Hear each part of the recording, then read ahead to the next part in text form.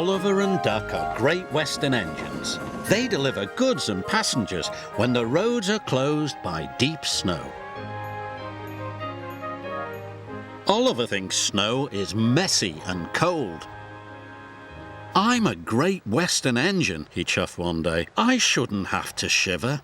"Begging your pardon, Mr. Oliver," said Toad, "but I think snow is splendid." Harumph. Later, Oliver saw some children building a giant snowman for the winter festival. Each time Oliver passed by, the snowman grew bigger. And bigger.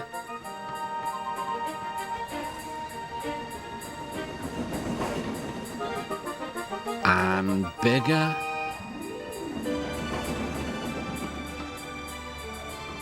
And bigger.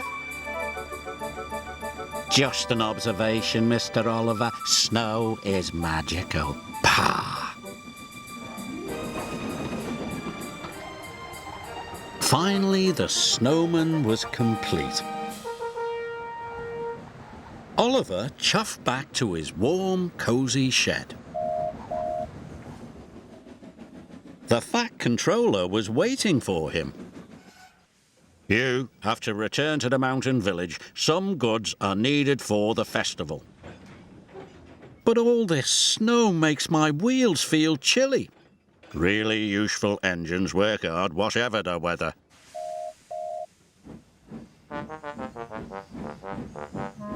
Soon, Oliver was loaded and on his way. The snow was cold. It had frozen the points and diverted Oliver into the station sidings. "Oh, shiver my boiler!" cried Oliver. His driver applied the brakes. "Is there a problem, Mr. Oliver?" "Yes! There is!" "That could have been a little smoother." Oliver felt awful. He thought the children would be upset about their snowman. Oliver's driver went for help. The Fat Controller was just leaving his office when he got the call. "Meow." "Duck will bring the breakdown crane first thing in the morning," he said. Oliver's driver returned and told him the news. "I'll be out here all night," moaned Oliver. "I'm afraid so." Luckily, the village inn had a toasty warm room for Oliver's driver. But Oliver was getting colder and colder. His fire had gone out and his funnel was covered in icicles. "I was right all along. There's nothing magical about snow." Ooh. Toad was beginning to think Oliver might be right. Brrr. Next morning, the children saw the situation. "Look," a little girl shouted. "Our snowman has eyes in its tummy." "No, it doesn't," laughed a little boy. "It's Oliver." That gave the children an idea. When Oliver woke up, he was surrounded by happy children. "Oliver's a wonderful snow engine," they cried. Oliver was so relieved that suddenly he didn't feel cold anymore.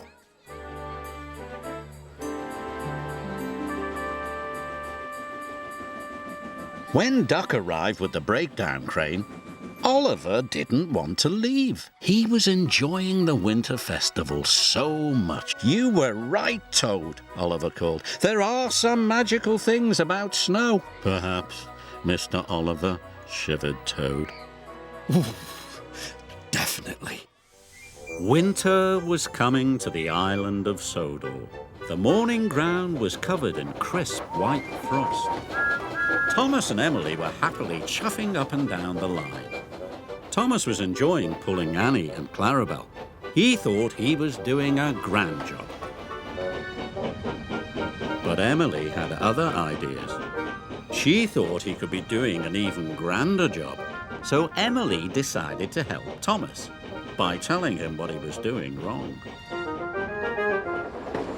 When she saw him puffing down the branch line, she cried out, "Slow down! You are going too fast and bumping your passengers."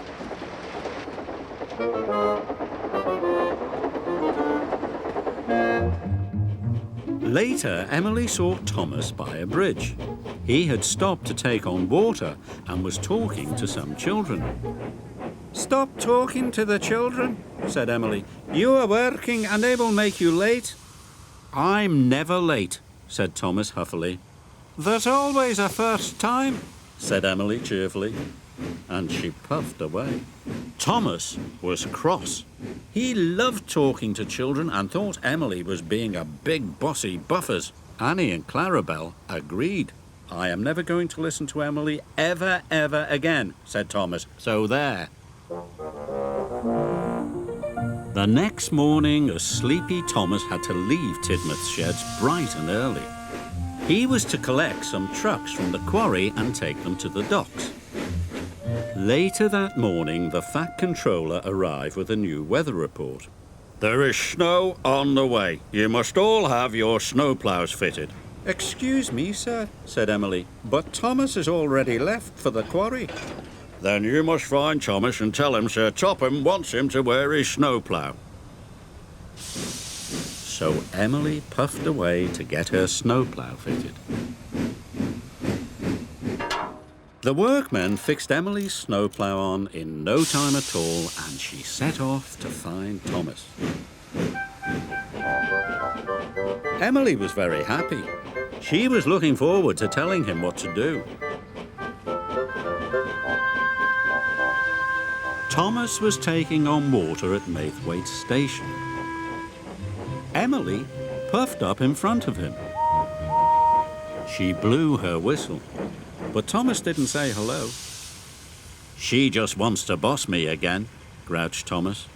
"Thomas," she called, "you must go and get your snowplow fitted."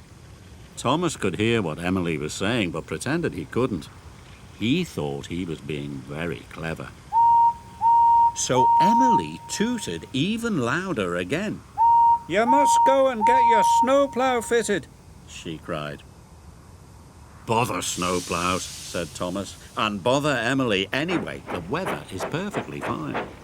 And he puffed away as fast as he could.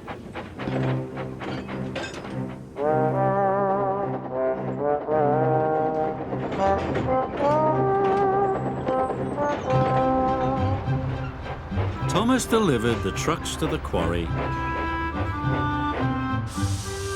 then set off to collect the cream from the dairy. Everything was going well.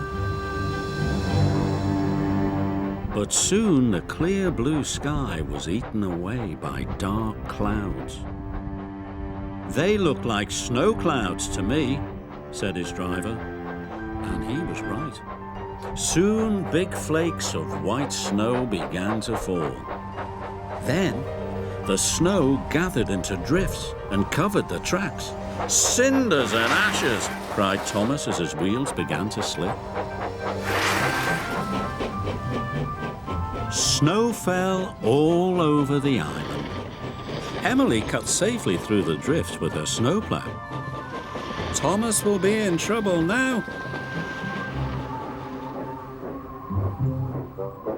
Emily was right.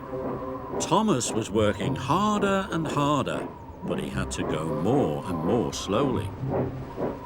"We can't go on," said his driver. Thomas pulled to a slow, sad stop by a signal box. And his driver went for help. It snowed and snowed. Thomas felt very cold and twice as miserable.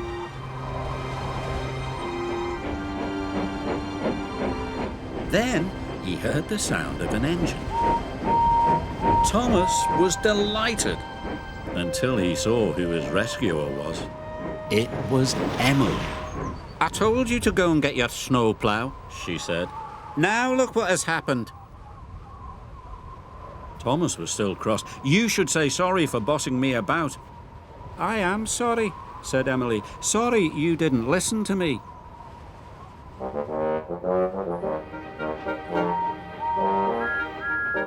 Emily and Thomas chuffed into Tidmouth's sheds. The Fat Controller was waiting. He did not look happy. "Emily, you must take Thomas to get his snowplough fitted at once," said the Fat Controller sternly. "You must learn to listen." Thomas felt bad. He didn't know it was the Fat Controller who wanted him to wear his snowplough. Emily felt bad too. She didn't like seeing Thomas in trouble. "I'm sorry, sir," said Emily. "I forgot to tell Thomas it was your idea." "You mean I have two engines that don't listen?" boomed the Fat Controller. "Well, I never. Emily, you must take Thomas to get his snowplough fitted at once." Soon the work was finished and Thomas was wearing his snowplough. "Thank you for owning up," said Thomas. "You are a very good friend." "That's all right," said Emily. "You're a good friend too, but next time if you want to stay out of trouble, just do what I say." Even Thomas had to laugh. It was cold and snowy on the island of Sodor. The village children had built a snow engine. They were excited. The winter holidays were here. People were coming from far and wide to visit the island.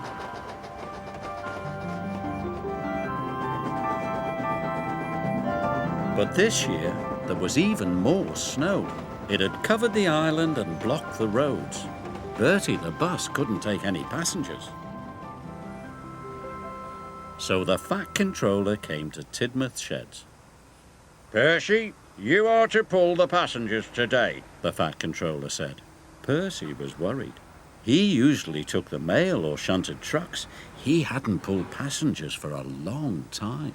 "Gordon will show you what to do," said the Fat Controller, and he left. "I'm an express engine," huffed Gordon. "I shouldn't be slowed down by a small engine like Percy."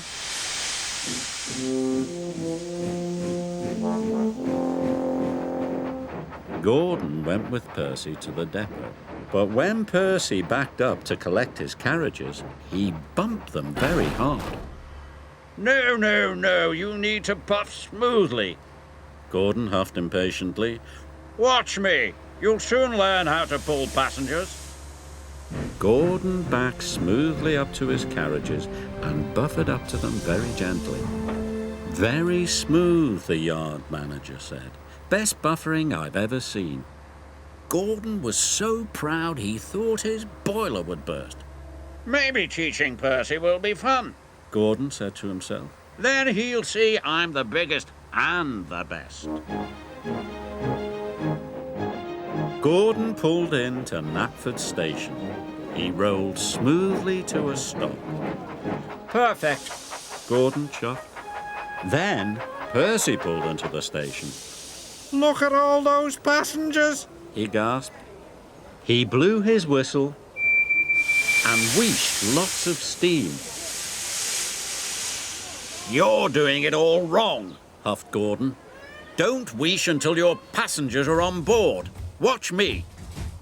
Gordon waited. When all the passengers were on board, he wheeshed some steam. Gordon was very proud. He liked showing Percy that he was the best. Gordon was having lots of fun, but Percy wasn't. Percy was fed up. Gordon and Percy puffed across the island.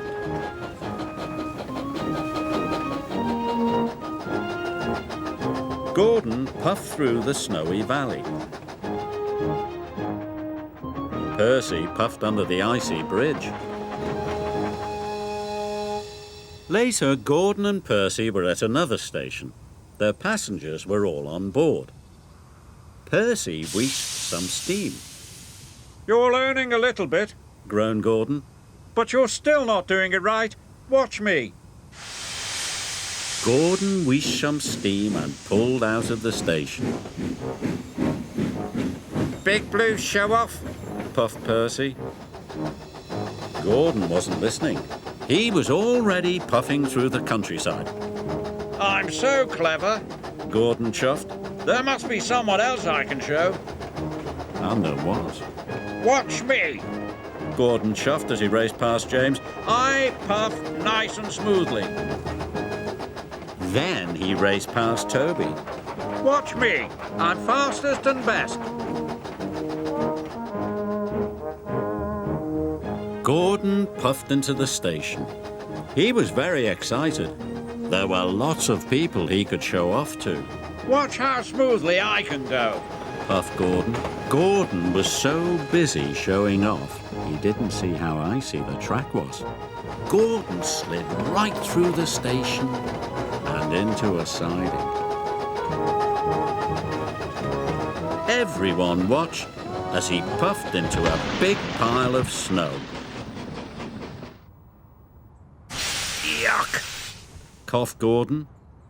Luckily, no one was hurt. The Fat Controller was very cross. I asked you to teach Percy, He said sternly. not show off all afternoon. Yes, sir. Sorry, sir. Gordon puffed quietly. Just then, Percy puffed past. He pulled smoothly into the station. All of Percy's passengers arrived safely at the platform. Gordon's passengers had to walk through the snow. Gordon was very embarrassed. His face was as red as Bertie the bus. But Edward soon pulled him out of the snowdrift.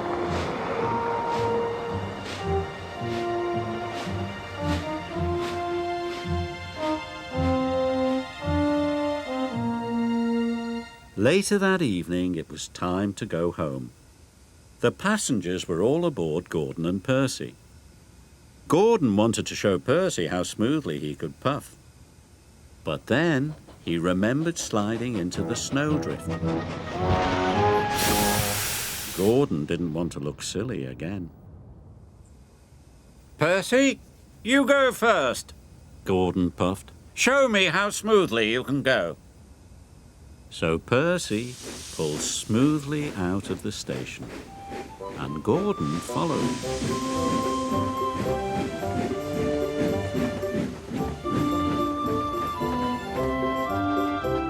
Gordon and Percy puffed through the snowy countryside, and Gordon didn't show off once.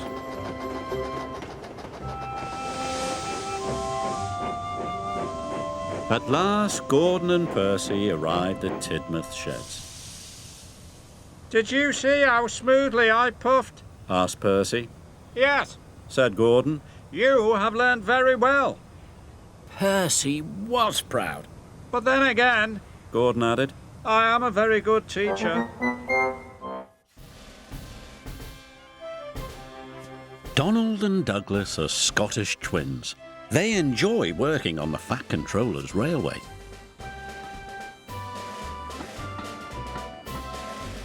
But sometimes they long for Scotland, their old home.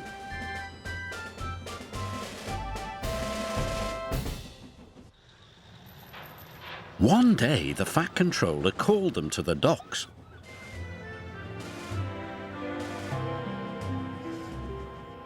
Lord Callan's castle is finally reopening. There is to be a grand celebration tomorrow. I need you to take the banners, bunting and bagpipes to the castle.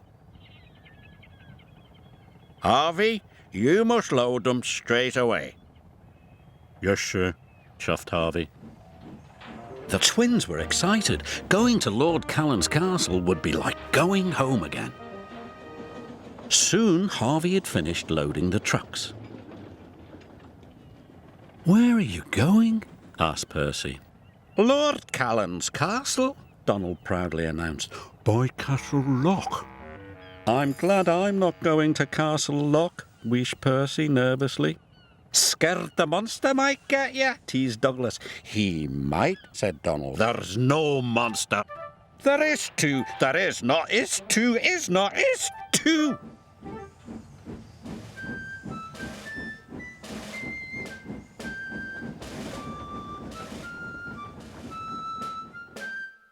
Lord Callan's castle is in Misty Valley. Donald and Douglas were determined to get the important goods to the castle on time. They puffed proudly around the lock toward their destination. There it is, cried Donald. we're almost there. Shouted Douglas.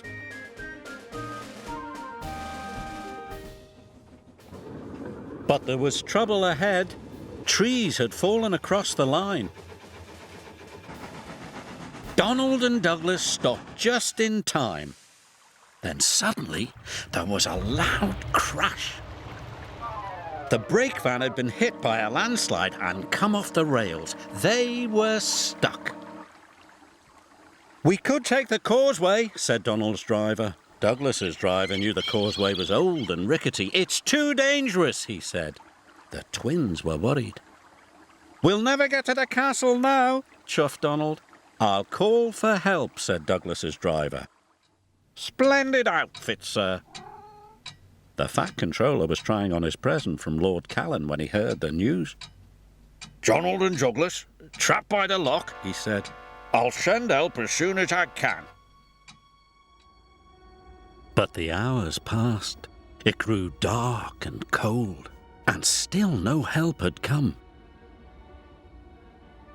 Suddenly, the twins spotted something strange through the mist.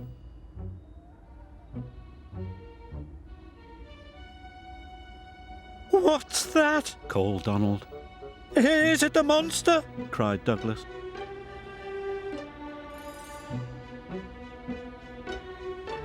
"For sure it is," answered Donald. "It's not. It's us." It was Harvey and the breakdown crane.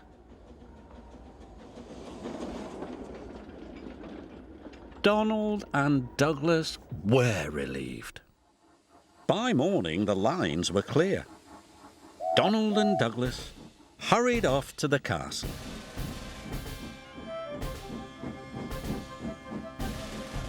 Lord Callan's workers were waiting to unload the trucks.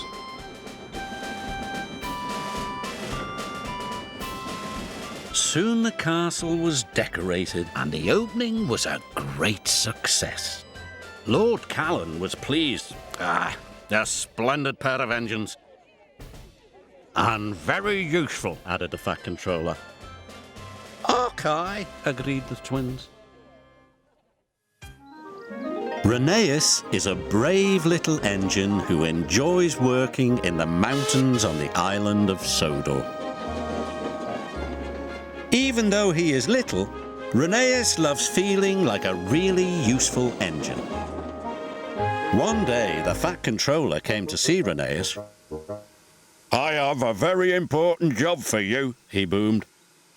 "An important job?" cried Rheneas. "Oh, thank you, sir." "You are to take some children up into the mountains. You must make sure they have a wonderful time and are back in time for their tea." "Yes, sir," said Rheneas, but he was worried. He wasn't sure he was good enough to make the trip special. When Rheneas arrived at the station, the children and their teacher were waiting on the platform. "How can I make the children's day really special?" he said to Rusty. "You know the mountains better than any engine," said Rusty, but Rheneas wasn't sure his best would be exciting enough. He felt like a very little engine indeed. The Fat Controller had told Rheneas's driver to point out all the beautiful sights along the way.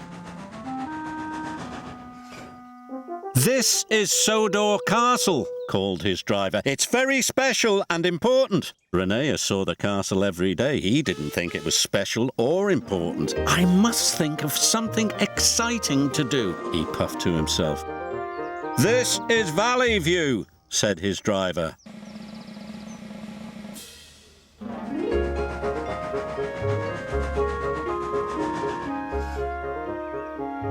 "And here's the viaduct." Rheneas was still unhappy. The trip didn't seem wonderful to him at all. Must be special, he puffed. Meanwhile, Rusty was working on the rocky ridge line. Heavy rains had washed the ground from under the tracks. "These lines are too bumpy and uneven," said the foreman. "The tracks must be closed for repairs."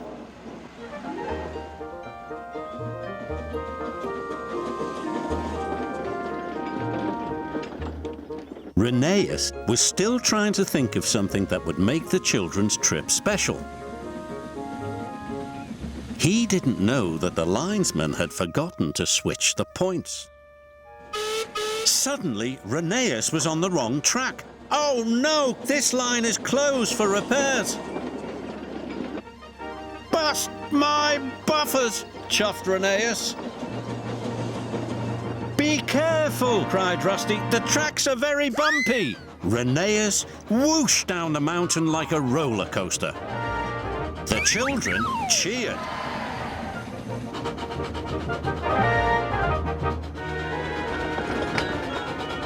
Rheneas puffed up the rocky ridge with all his might. His carriage clattered and bumped and bounced along behind, and the children oohed and ahed. Rheneas chuffed and puffed as hard as he could. He steamed across the trestle bridge. He was going so fast the teacher nearly lost her hat. Rheneas splashed under a waterfall. The children laughed happily, and the teacher covered her eyes.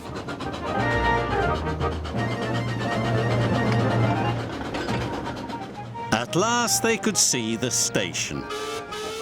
Rheneas was very tired and worried. What would the fat controller say? "Phew," said the teacher, just in time for tea. "It was the best school trip ever," cried the children. The fat controller wasn't cross with Rheneas. He was happy too. "You gave the children a wonderful trip. You really are a very useful engine." "Oh, thank you, sir," puffed Rheneas proudly. Rheneas didn't feel like a little engine anymore. The engines love working when the sun shines. One day, Thomas and Percy were helping Salty at the docks, but Salty was worried. "It may be sunny now, matey, but there be a storm coming."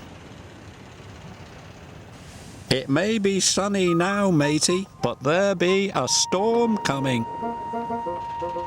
"There be a fierce storm on the way, Cap'n," peeped Percy. Salty knew they were making fun of him. He felt sad. Later, the fat controller arrived. "I want you to fetch Fergus from the smelters. His driver doesn't know the line." "Aye, aye, sir," replied Salty sadly.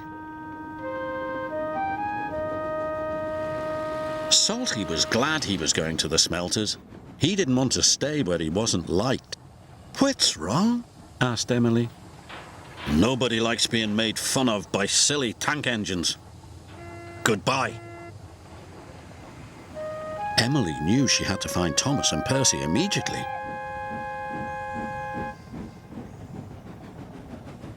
"Those be dark clouds, matey," whistled Thomas. "There be a fierce storm on the way, Cap'n," peeped Percy. Emily was cross. "It's no nice to copy the way others speak. You hurt Salty's feelings." "We were just having fun," said Percy. "We'll say sorry to him," added Thomas.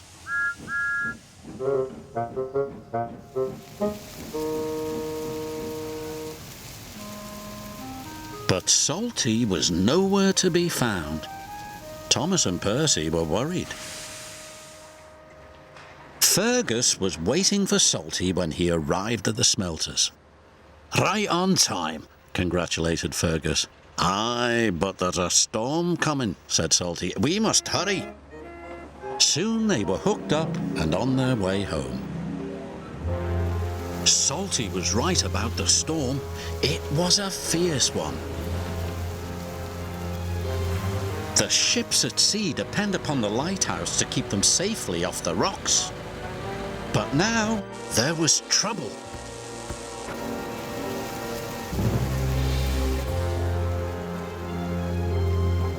"The lighthouse lamp has gone out," cried the captain.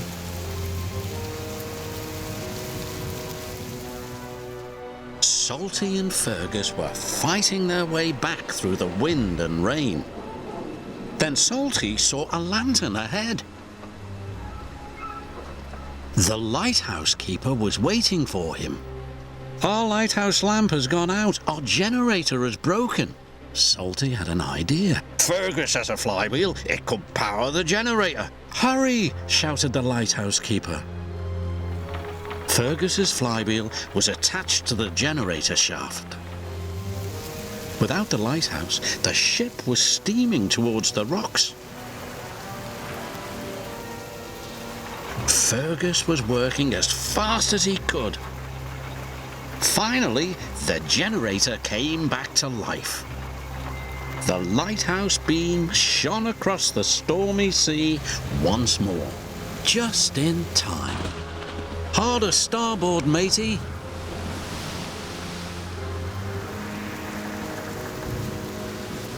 Salty's idea had saved the day.